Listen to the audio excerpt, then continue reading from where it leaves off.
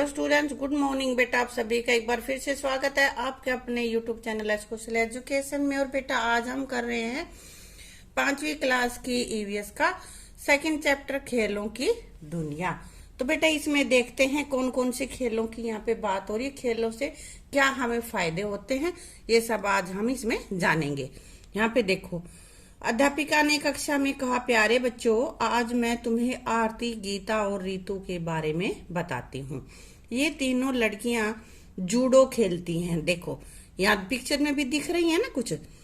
आरती के पिताजी वैन चालक हैं और गीता के पिताजी लकड़ी का काम करते हैं। और ये लड़कियां क्या करती हैं? जूडो। जूडो कराटे सुना है ना? हाँ, तो ये जूडो खेलती हैं। आरती पिछले 4 साल से जूडो सीख रही है।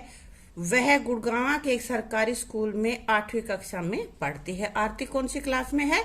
8वीं में। और कहाँ की रहने वाली है? गुड़गांव की। गीता और रीतू भी उसके साथ उसी स्कूल में पढ़ती हैं। आरती ने जूडो में राष्ट्रीय स्तर पर, नेशनल लेवल पर उसने, तथा गीता और रीतू ने राज्य स्तर पर यानी कि स्टेट लेवल पे उन्होंने मेडल जीते हैं। आओ उनसे तथा उनके कोच से हुई मेरी बातचीत के कुछ अंश पढ़ते हैं। तो यहाँ पे नीचे बात हुई है उनके कोच से, अध्यापिका की, वो बातें हैं। लेकिन उससे पहले जान लेते हैं जूडो होता क्या है। यह जूडो नामक खेल डॉक्टर कानो जिकारो ने 1882 में जापान में शुरू किया था। कहाँ पे शुरू किया था? जापान में। और कहाँ, कब? 1882 में। यह जापान की मार्शल आर्ट की एक विधा है। एक विधा है ये, कि इसको मार्शल आर्ट का ही एक टाइप है ये। ठीक है। अध्यापिका, अब उनकी बात हो रही है, वो बात देखते हैं, हम सुनते हैं। अध्यापिका, मार्शल आर्ट में तुमने जूडो ही क्यों चुना? अध्यापिका पूछती है उससे कि तुमने मार्शल आर्ट ही क्यों चुना? तो यहाँ पे आरती कहती है, यह मुझे अच्छा लगता है, मेरी दीदी ने भी यही सीखा था। फिर यहाँ पे गीता कहती है, हमारे सर ने बताया है कि इस खेल से हम अपनी रक्षा अच्छी तरह से करना सीख जाते हैं। इसमें हमारे पास कुछ हथियार हो या ना हो, लेकिन हम अपनी सुरक्षा कर सकते हैं। अध्यापिका, इस खेल को खेलने के लिए तुम्हें किसने प्रोत्साहित किया? किसने किया? इससे पहले ऋतु यहाँ पे कह रही है कि इससे शरीर चुस्त दुरुस्त और मजबूत रहता है। तो जो अध्यापिका ने पूछा कि तुम्हें किसने प्रोत्साहित किया, तो आरती कह रही है, मेरे मम्मी पापा ने। उन्हें मेरे खेलने, पढ़ने और आगे बढ़ने में खुशी होती है। यही कारण है कि उन्होंने मेरे लिए कभी आपत्ति नहीं की। ये कभी नहीं कहा कि तुम जूडो मत खेलो, क्योंकि उनको अच्छा लगता है। और बेटा बच्चे अगर कुछ अच्छा करते हैं तो सभी पेरेंट्स को अच्छा लगता है। हमें पढ़ना भी चाहिए और खेलना भी चाहिए। ऐसा नहीं है कि हम सिर्फ खेलते ही खेलते रहे, वहां पे गलत होता है। खेलना भी बहुत जरूरी होता है हमारे शरीर की, मतलब स्वस्थ रहने के लिए। गीता व ऋतु, हमारे मम्मी पापा ने भी हमें इसके लिए बहुत प्रोत्साहित किया। अब अध्यापिका कह रही है, लड़की होने की वजह से तुम्हें खेलों में भाग लेने में कोई कठिनाई तो नहीं आई? ये अध्यापिका पूछ रही है वहां पे। आरती, गीता और ऋतु कह रही है, नहीं मैडम, कठिनाई की क्या मजाल, जो हमारे पास आए, मतलब हमें कोई कठिनाई नहीं हुई।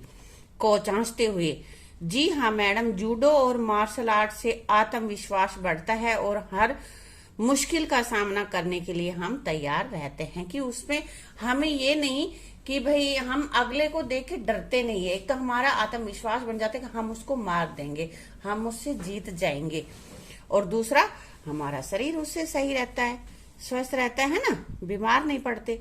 अध्यापिका, सर आप बच्चों को इस खेल की ट्रेनिंग कैसे देते हैं? अब पूछ रही है अध्यापिका उनके कोच से।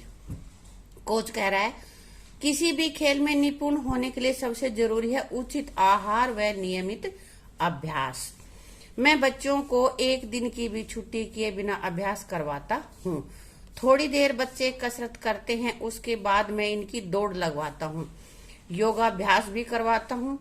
इनसे शरीर में चुस्ती फुर्ती बनी रहती है, शरीर में लचीलापन आता है और एकाग्रता बढ़ती है। तो ये इन खेलों के फायदे हैं। जूडो में क्या क्या फायदे होते हैं? अध्यापिका, सर आप कौन कौन से आसन करवाते? आसन कौन कौन से करवाते हैं? अब कोच यहाँ पे कह रहा है भुजंगासन। देखो यहाँ पे ये ऐसे लेट के, भुजंग मीन्स होता सांप, सांप की तरह, जैसे सांप फण उठा होता है ना, ऐसे उठा रखा है, ये भुजंगासन।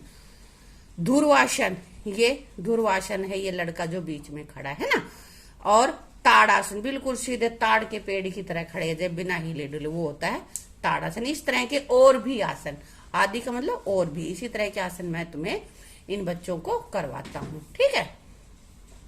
अब आगे ही कह रहा है सोचो और लिखा। अब तुम्हें सोचना है, तुम्हें इनके क्वेश्चंस के आंसर देने हैं बेटा। यहाँ पे क्या तुम अपने शरीर को चुस्त दुरुस्त रखने के लिए व्यायाम या योगाभ्यास करते हो, और यदि हाँ तो कौन कौन से। तो भाई मैं करती हूँ यहाँ पे, तो मैंने लिखा है हाँ, मैं भुजंगासन, ताड़ासन, अनुलोम विलोम और भस्त्रिका आदि योगाभ्यास करती हूँ। इस तरह के जो हल्के फुल्के ऐसे हैं वो सारे मैं करती हूँ। इसके अलावा तुम्हें कुछ और भी करने आते हैं, तुम और भी इनके अलावा करते हो आसन या भाई व्यायाम, तो वो तुम्हें यहाँ पे बताना है, ठीक है।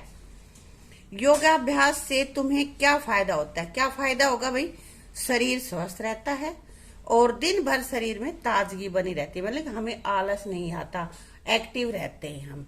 ये इनके फायदे हैं, ठीक है। तुम्हें कौन सा खेल खेलना पसंद है? ये वैसे तुम्हें अपने आप लिखने हैं, लेकिन मैंने थोड़े बहुत लिख दिए तुम्हारी जानकारी के लिए। तुम कैसे लिख सकते हो इनको? यहाँ पे मैंने लिखा है क्रिकेट। यह खेल खेलने के लिए तुम्हें किसने प्रोत्साहित किया? तो कुछ तो ऐसे हैं जिन्होंने टीवी देख के शुरू किया होगा, टीवी पे खेलते हैं ऐसे, तो मुझे भी अच्छा लगता है। या किसी को खेलते देख के, या किसी के मम्मी पापा ने तो ये वाला खेल खेल, हाँ। तो यहाँ पे मैंने लिखा है मेरे भैया ने।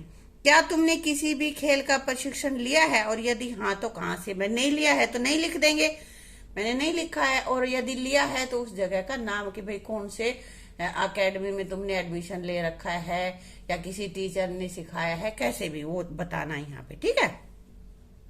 क्या तुम्हारे घर के आसपास खेलने की कोई जगह है? अगर है तो हाँ कर देना, और नहीं है तो नहीं लिख देना। है तो उस जगह का नाम लिख देना। यहाँ पे एक पार्क है हमारे पास, वही मैंने लिखा है। आप कौन कौन से खेल, वहां कौन कौन से खेल खेले जाते हैं? जहां तुम खेलने जाते हो वहां पे कौन कौन से खेल खेले जाते हैं, और वहां पे कौन कौन खेलते हैं? बेटा ये तो तुम ही बताओगे। अगर आपके पास नजदीक कोई ग्राउंड, बड़ा सा खाली जगह है, ग्राउंड है, तो वहां पे क्रिकेट भी होगा, हॉकी भी होगी, फुटबॉल भी होगा, बैडमिंटन भी होगा, है ना। और वहां पे खेलते कौन कौन है भाई? बच्चे भी खेलते हैं, बड़े भी खेलते होंगे, है ना। और कुछ खिलाड़ी जो, अगर अच्छा सा वहां पे ग्राउंड है तो नेशनल लेवल की, या भाई कैसी छोटी जो अपनी डिस्ट्रिक्ट लेवल की प्रतियोगिताएं भी वहां पे होती होंगी, है ना।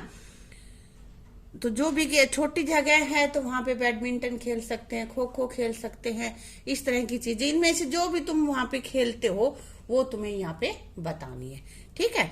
तो इसके साथ बेटा इसी वीडियो को यहीं पे समाप्त करेंगे, और अगली वीडियो में हम करेंगे अपना आगे का पोर्शन। अगर आपको वीडियो अच्छी लगी हो तो वीडियो को लाइक कर देना, शेयर कर देना, और चैनल को सब्सक्राइब कर लेना।